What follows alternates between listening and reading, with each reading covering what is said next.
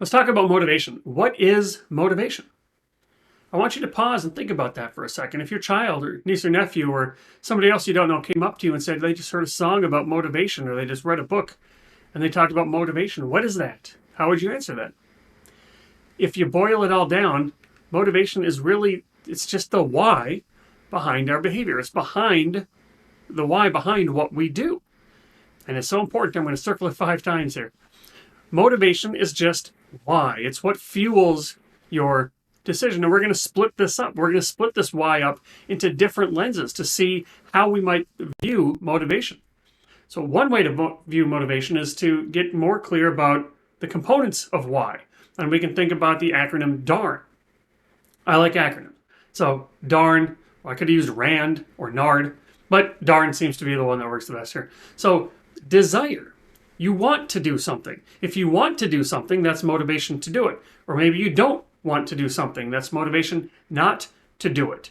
But there's things that you want to do. So wanting to do something, wanting to not do something, wanting to avoid something, that is part of motivation. A is ability. That's confidence. Do you think you can do something? If you don't think you can do something, if you don't think you have the ability, you're not going to be motivated to do it. If you do think you can do it, if you do have confidence that you can do it, you're going to be motivated. You might have reasons.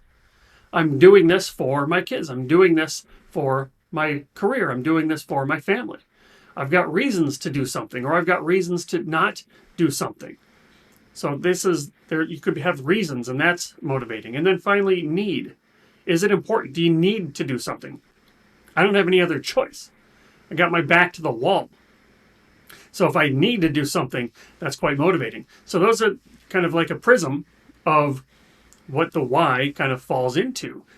Do you want it? Do you think you can? Do you have reasons? And is it important? And further, you could be running towards something or away from something. So there's something called a no motivation. You could be motivated against, to avoid a particular outcome. You might be running away from something you don't want to have happen.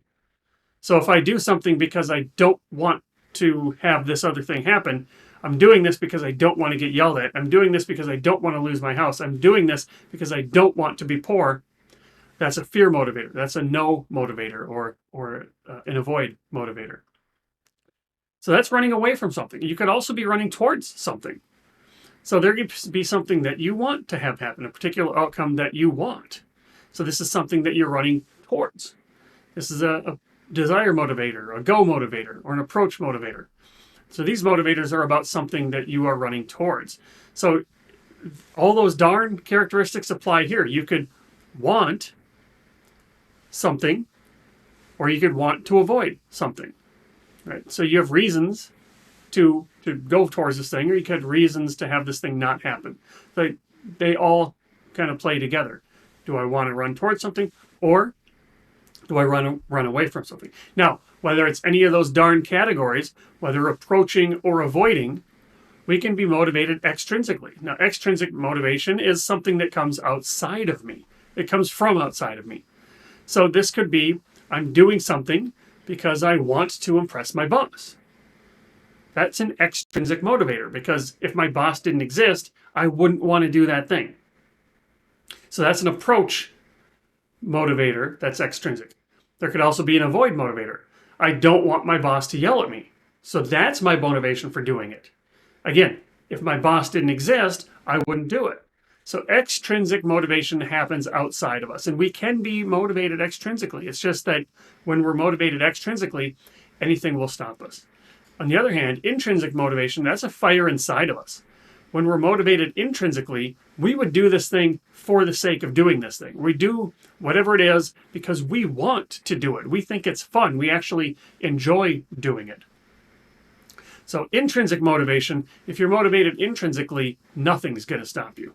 Extrinsic motivation, anything will stop you. Intrinsic motivation, nothing will stop you. So you could DARN, those are the 4 components of motivation. Those can manifest in running towards something or away from something, and they can be pushed on you extrinsically, or they can come from inside intrinsically. But it's not a vacuum. Sometimes we're motivated to do multiple things at the same time. I've got motivation A and I've got motivation B. This is tough. This is called ambivalence.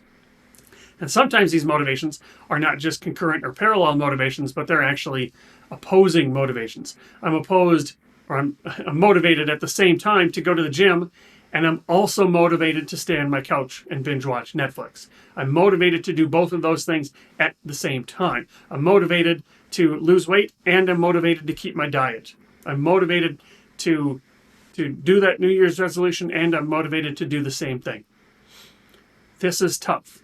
So when you feel like this is being torn in different directions, part of you wants to do this, a different part of you wants to do that, it can be helpful to look into the components that underlie this. What are those competing motivations? Are they intrinsic or extrinsic? Are they approach or avoid? Is it desire, ability, reason, or need? And then you can ask yourself, what do you want ultimately at the conscious level? Intuitively, what do you want to have happen? And then you can ask yourself how you might find more motivation. So just think of a scale, like a ruler.